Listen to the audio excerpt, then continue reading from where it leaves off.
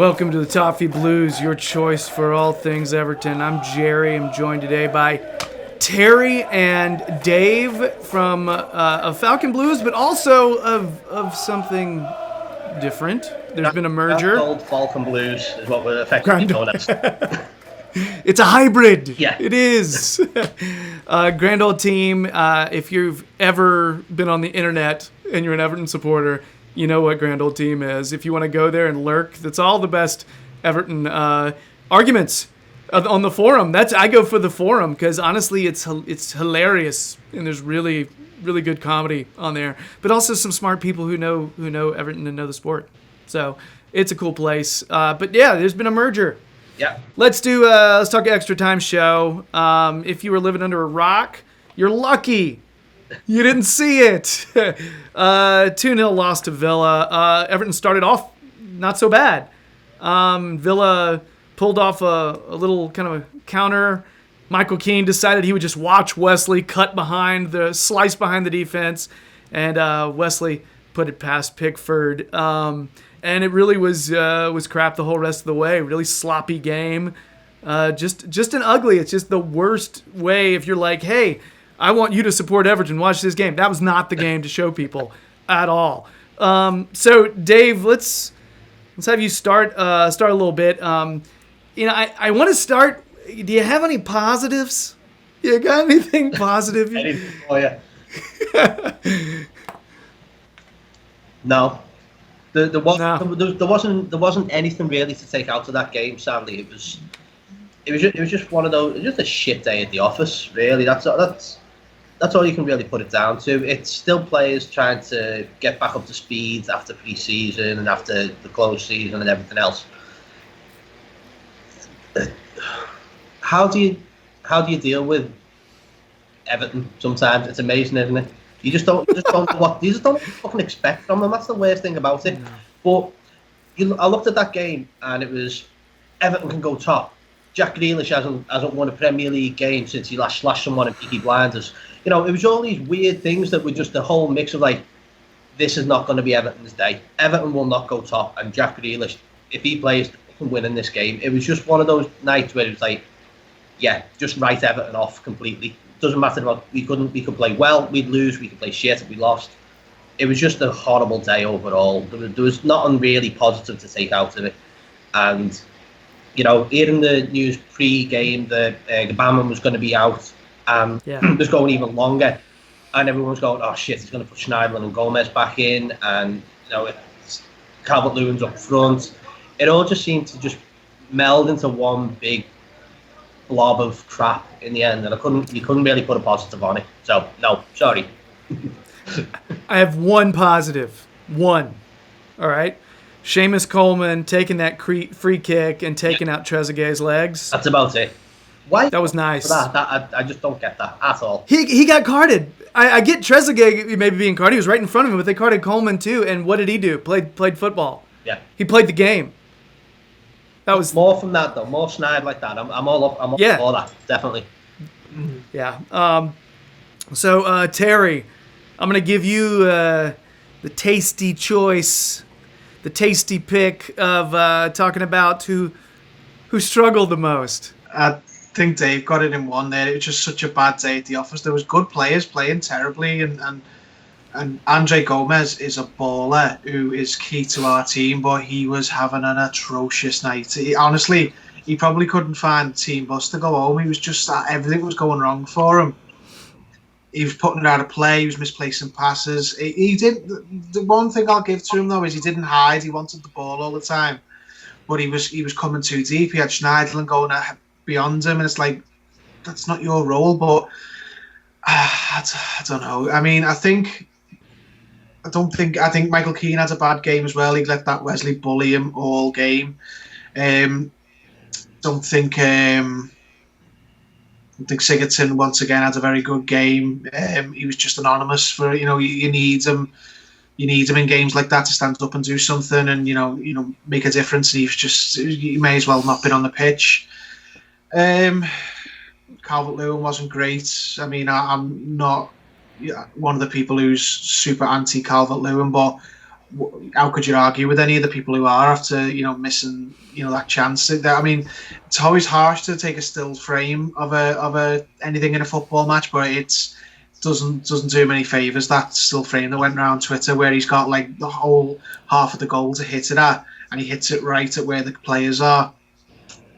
Yeah, I mean, if you could pick one performance which was worse than the rest, it probably would be, unfortunately, Andre Gomez, but we'll see. Like, he's obviously he's got big job on his hands now with Gbamin's injury. He's going to have to be the main man in midfield, which he already was creatively, but he's going to probably have a rotating cast of characters next to him for the couple of months of the season. It's up to the other players to establish themselves next to Gomez now. There's no chance he's not going to play with Gbamin injured. So I got a couple more talking points I want to hit. One of them you started to get into was DCL, and that was my next gift to Dave, was to be able to talk about DCL next. It's been really, I think it's been the most popular talking point that where you see on social media people just really laying into DCL. How much do you feel like that is warranted, Dave, and how much is overreaction? Is it just normal, justified reaction? How are you feeling about that? He's a good player. I just don't think he's a striker. I think that's how I'm looking at it now. He's got plenty of work rate in him, loads of running, loads of tackling, loads of winning aerial challenges and stuff like that.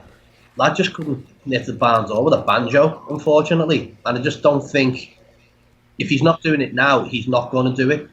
I was looking on Twitter and they're going, "Oh, we've got to give him more time. You give him more time." Why not give Cenk Tosun this time as well? If a player, it was 10, 11 games since he scored, or more, is it? Some of that since he scored a goal. If someone like Cenk Tosun is given that time and given those appearances, rather than coming from the bench and trying to find his foot in the game, Calvert-Lewin, yeah, for all his work rate, brilliant. But if his job as a striker and he's not putting the ball in the net, you've got cause for concerns. He's got Keane breathing down his neck, who in the last couple of games seems to have put more in the final third than Calvert-Lewin has in quite some time. That's my opinion, obviously. Tosun is probably ready to come back into training. I think give Tosun even a chance now, and probably going on to what you're talking to later on about the 4-4-2 and stuff like that. Does that help Calvert-Lewin? Does that hinder him? We don't know. But I think a lot of it is overreacting. I think because of how badly we were on Friday. Pre-Watford, we got the results. We played so, and everyone was happy and just said, "Oh yeah, everyone did well." Everyone was going, Gomez had a stormer and things like this. I think with Calvert-Lewin, though, I think he probably needs maybe a bit of time away from the side. Maybe not completely drop, but put on the bench for the period and giving someone else a go. If stranger things have happened, he might make himself more of an impact sub for the period. Yeah, I think we could see that coming up as soon as Silva feels like. I think Keane's fitness is up to par. I think we might see that. I agree. I think some of it's harsh, the stuff that's being said about DCL. I think it's harsh. We're not talking about a 17 or 18-year-old, though. He's older than that. Yeah.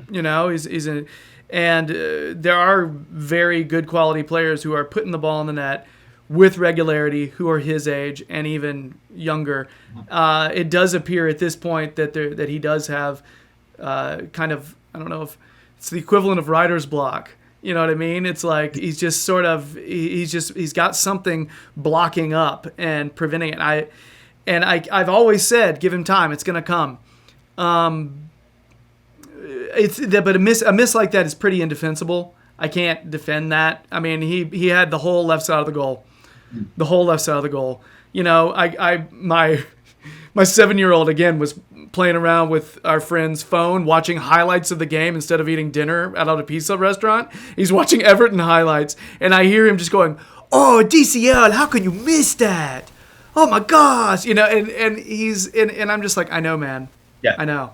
I was like, stop it though. Stop talking about it. He's right, but I'm equally, and what I feel like deserves equal attention is our inability to create chances, to create more chances than this. That's what I feel like is not getting the Twitter hate. And it's not getting the social media hate. Nobody's out there saying, hey, look, we sat there and pushed it up the flanks all game long and sat there and just bombed balls in and, didn't really try to go anywhere other than the sides till later on in the game. It was just really predictable. And we're just not creating enough chances. And if DCL has one clean look on goal, it would be a perfect world. He cleans up on that and he takes care of that. But we got to be creating more than that. I mean, our center mids are letting us down big time right now when it comes to creation. I think central couple of players was just a mess. Like Schneider and Gomez and Sigurdsson just didn't know where they were all meant to be. And credit where it's due. You were saying nobody picked up on how predictable the play was. El Pavote, Andy, he was saying that on Twitter. Oh, he did? Yeah, he was going every single time we get the ball, it's just going out wide and being crossed in, and it's dead predictable, dead easy to defend against. But that was honestly, the middle sort of trio was so messed up and was so disjointed that they couldn't really do anything else. And this is what frustrated, I think, supporters the most, because Villa weren't even that good.